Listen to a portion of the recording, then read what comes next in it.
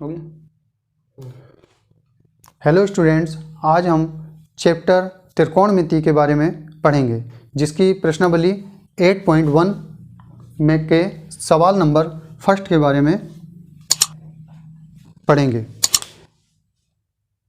Students, यदि आपने मेरे चैनल को सब्सक्राइब नहीं किया है तो सब्सक्राइब करके आप मुझसे जुड़ सकते हैं। चलिए पढ़ते हैं।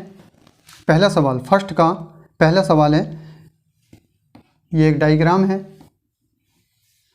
आपकी बुक से ही पढ़ाया जा रहा है। ये NCERT की बुक है, NCERT की बुक है और 8.1 का पहला सवाल है। ये 90 डिग्री का ही होता है हमेशा, ये ABC। जैसे कि इसमें दिया हुआ होता है, ये AB आप अपनी बुक्स में देख सकते हैं, वहाँ सब कुछ दिया होगा। ये 24 है और BC दिया है आपको 7 सेंटीमीटर का। इसमें देखिए पाइथागोरस प्रमेय लगता है। पाइथागोरस प्रमेय में इसका निकलता है, तो पाइथागोरस प्रमेय हम यहाँ लगा सकते हैं। पाइथागोरस प्रमेय से पाइथागोरस प्रमेय से हमारा AC निकलेगा। तो हमारे पास जो फार्मूला होता है वो AC हमेशा बड़ा होता है, तो AB और BC जो है जुड़ जाता है। तो यहाँ होगा AC square equal to AB का स्क्वायर प्लस BC का स्क्वायर इक्वल टू AC हमारा ऐसे ही आता रहेगा। AB का स्क्वायर है तो AB का ये 24 का स्क्वायर हो जाएगा, प्लस BC का स्क्वायर है 7 का स्क्वायर। AC का ऐसे ही आएगा जैसा लिखा हुआ है। 24 को 24 जो है 24 की पावर 2 है, तो 24 को 24 से मल्टीप्लाई कर लेते हैं, तो जितना भी आएगा वो यहाँ पर आ जाएगा। 24 को 24 से मल्टीप्लाई करेंगे तो आएगा आपका 576 प्लस इसका हो जाएगा 49।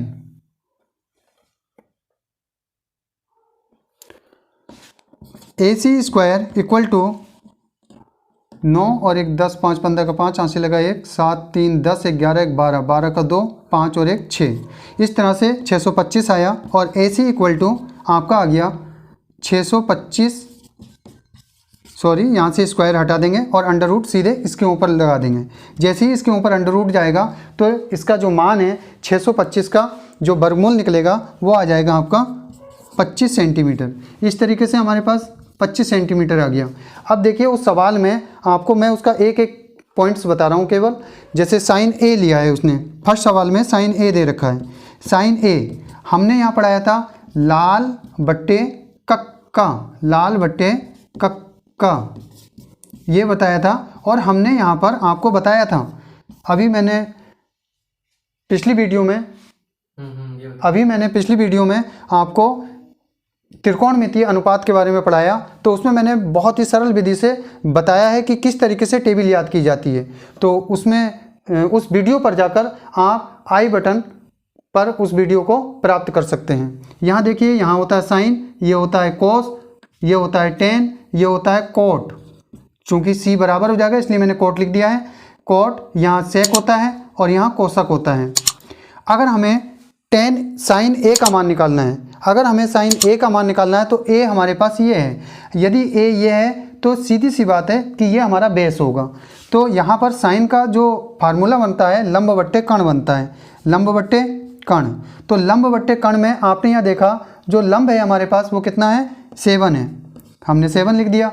और कर्ण कितना है हमारा, 25 है, हमने 25 लिख दिया। इस प्रकार हमारे पास साइन A का मान निकल कर तैयार हो गया। इसका जो आंसर है 7/25 आ जाएगा।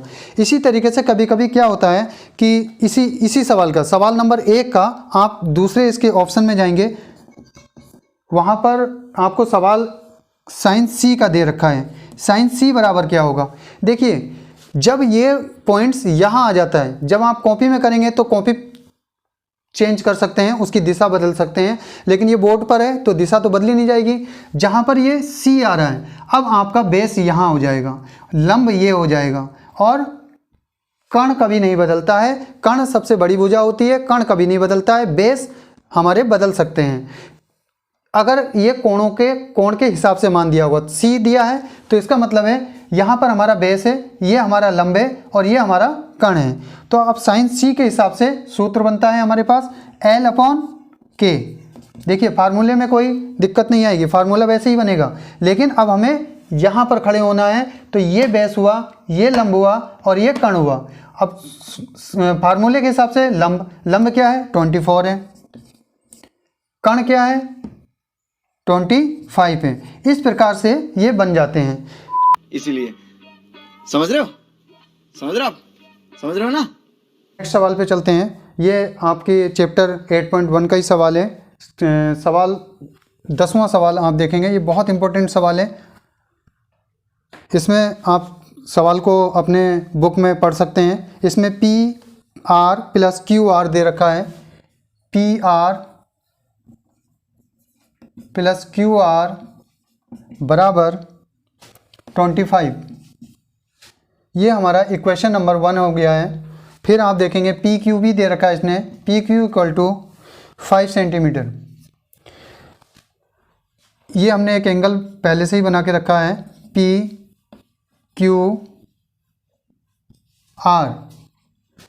जो ये 90 डिग्री का ही होता है। अब हमें देखना है यहाँ पर PQ कितना है हमारा 5 है।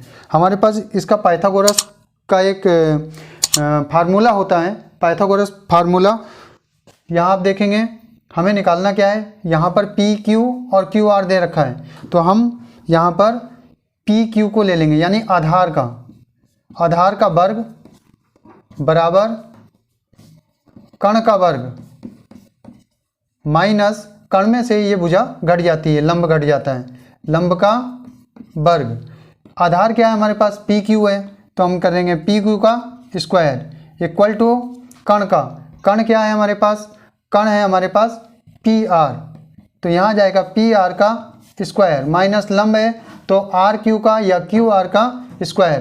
देखिए हम QR इसलिए लेंगे, हम RQ भी ले सकते हैं, लेकिन हमें पहले से किताब में दे दिया गया है QR, तो हम QR लेंगे। ये आ जाएगा QR का स्क्वायर। अब हम यहाँ देखते हैं PQ का हमारे जो वैल्यू दी है वो 5 दी है, तो 5 का स्क्वायर हो जाएगा इक्वल टू, ये इसमें एक सूत्र लग गया है, फार्मूला लग गया है A² - B²। जैसे कि आपने देखा A² - B² equal to A + B और A - B, एक बार जुड़ जाता है और एक बार घट जाता है। तो इसी तरीके से हम लिख लेंगे PR + QR और दूसरा हो जाएगा PR - QR। आपको इसे जो है हमने फार्मूले से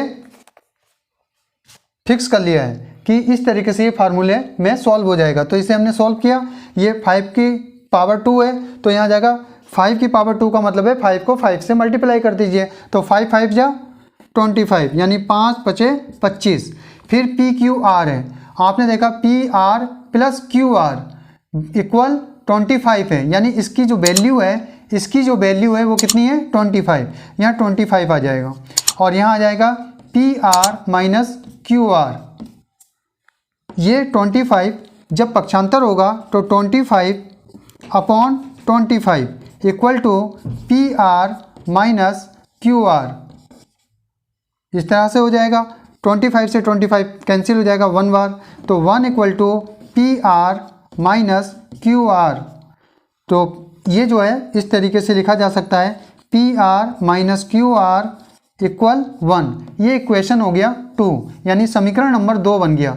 ये समीकरण हमें किताब में पहले से दे रखा था। ये बहुत ही इंपॉर्टेंट क्वेश्चन है, ये बहुत ही घुमा फिरा के आता है, स्टूडेंट्स समझ नहीं पाते हैं कि ये 25 है तो 25 लंब होगा, कण होगा, आधार होगा, वहाँ पर बहुत परेशानी होती है। तो इस तरीके से हमने समीकरण नंबर 1 और समीकरण नंबर 2 हमारा बन गया है। इसी में हम आगे यदि देखेंगे तो हम समीकरण नंबर 1 और 2 को ले सकते हैं। समीकरण नंबर 1 और 2 को लेने पर, समीकरण नंबर 1 व 2 को लेने पर, स्पेस कम है यहाँ पर मिटाल दे रहे हैं, इक्वेशन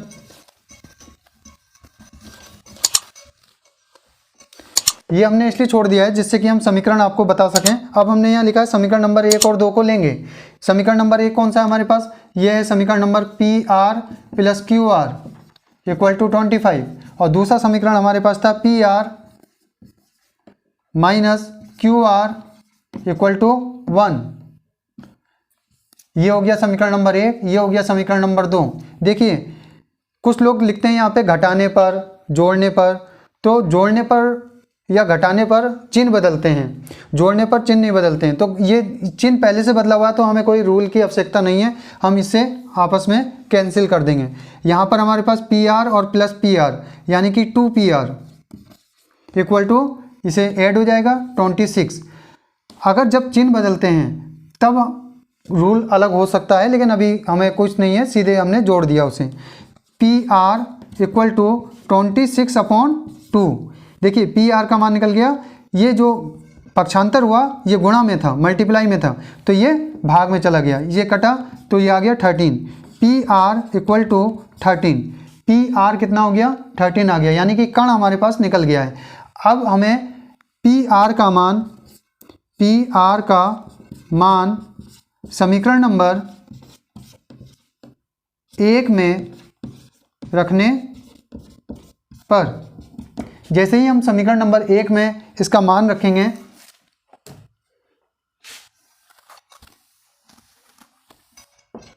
समीकरण नंबर 1 हमारे पास ये है, तो यहाँ जाएगा PR + QR = 25। अब PR का मान 13 हो गया प्लस QR